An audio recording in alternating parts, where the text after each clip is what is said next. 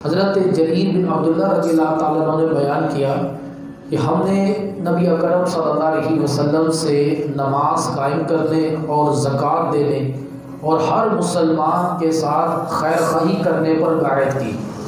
بیعت کہتے ہیں کہ وعدہ کرنا۔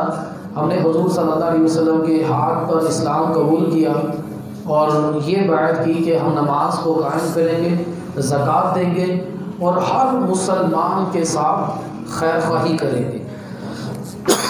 میرے محترم اسلام بھائیو، نماز قائم کرنا، زکوٰۃ دینا اور مسلمانوں کے ساتھ خیر خواہی کرنا، یہ ایک بہترین اچھے اعمال میں سے جو انسان کو ایک بہترین انسان بنا دیتے ہیں۔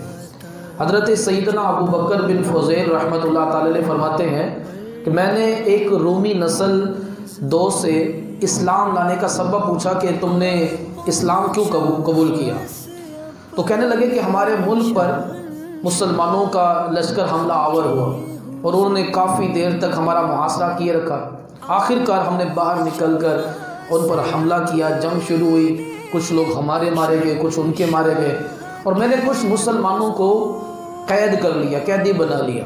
روم میں میرا ایک بہت بڑا گھر تھا تو 10 کو مسلمان میں نے ان کو قیدی بنا لیا اور خادموں کے حوالے کر دیا۔ وہ خادموں نے ان مسلمانوں کو زنجیروں میں جکڑا ہوا تھا اور ان سے کام وغیرہ کرواتے تھے۔ ایک دن میں نے اچانک دیکھا کہ میرے ایک خادم نے ایک قیدی سے کچھ لیا، تو میں نے اس خادم کو پکڑا اور خوب اس کو مارا اور پوچھا کہ تم نے قیدی سے کیا لیا ہے؟ تو میرا خادم کہنے لگا کہ وہ قیدی نے مجھ سے کہا کہ مجھے نماز پڑھنے دو، میں تمہیں دینار دوں گا۔ تو میں نماز کے وقت اس کو چھوڑ دیتا ہوں، اس کی زنجیریں کھول دیتا ہوں تو وہ نماز پڑھ کر مجھے دینار دے دیتا ہے۔ تو میں نے خادم سے کہا کہ کیا اس کے پاس دینار ہیں؟ تو کہنے لگا اس کے پاس دینار تو نہیں ہے، وہ نماز پڑھنے کے بعد وہ زمین پر ہاتھ مارتا ہے تو ایک دینار مجھے دے دیتا ہے۔ تو میں بڑا حیران ہوا، میں نے کہا اچھا چلو کل میں خود اس کو چیک کرتا ہوں۔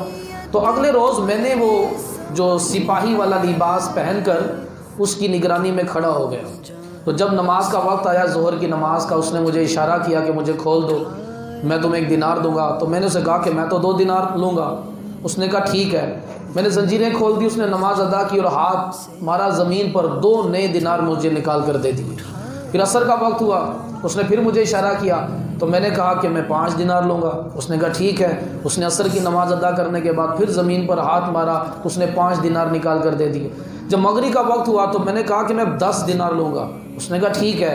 مغرب کی نماز ادا کرنے کے بعد اس نے پھر ہاتھ مارا اور 10 دینار مجھے نکال کر دے دیے۔ جب عشاء کا وقت ہوا تو میں نے کہا کہ اب میں 20 دینار لوں گا۔ اس نے کہا ٹھیک ہے۔ میں نے اس کی زنجیریں کھولی، اس نے عشاء کی نماز ادا کی، نماز ادا کرنے کے بعد اس نے ہاتھ مارا تو 20 دینار نکال کر مجھے دے دیے۔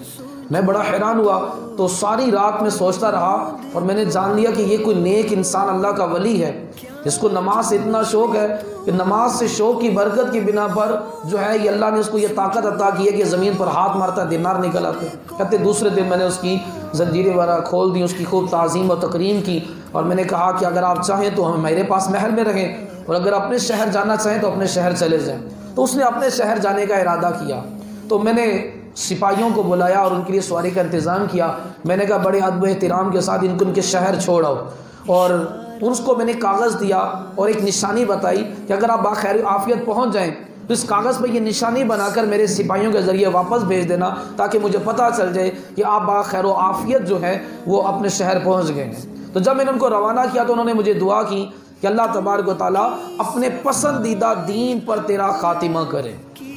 برحال جب وہ روانہ ہوئے تو میرے شہر سے ان کے شہر کا جو فاصلہ تھا وہ 5 دن کی مسافت تھا۔ تو اب میں بڑے انتظار میں تھا کہ ان کا جو خط مجھے واپس آئے۔ تو 6 دن میرے سپاہی واپس آ گئے۔ تو میں نے کہا اتنی جلدی کیسے واپس آ گئے؟ 5 دن جانے میں لگے، 5 دن آنے میں لگے، تو تمہیں تو 10 دنوں میں واپس آنا چاہیے تھا، 6 دن تم کیسے آ گئے؟ کہا کہ جب تو ہم ان حضرت کے ساتھ ہم جب گئے ہیں تو پتہ ہی نہیں چلا، نہ کوئی تھکاوٹ نہ کوئی پریشانی، آن کی آن ہم ان کے شہر میں پہنچ گئے۔ اور جب ہم واپس آنے لگے تو ہمیں آنے میں تھکاوٹ بھی ہوئی، مشقت بھی ہوئی اور پورے 5 دن لگے ہیں۔ کہتے میں ان کی یہ کرامت سن کر فوراً کلمہ پڑھ کر مسلمان ہو گیا۔ تو نماز پڑھنے والوں کو اللہ تبارک و تعالیٰ کیسی کسی برکت عطا فرماتا ہے، اور ان کی نماز کی استقامت دے کر ایک کافر جو ہے وہ کلمہ پڑھ کر مسلمان ہو گیا۔ تو ہمیں بھی نماز کی پابندی کرنی چاہیے، انشاءاللہ اس کی جو ہے وہ بڑی برکتیں ملیں گی۔ اور پھر دوسری چیز زکوٰۃ دینا۔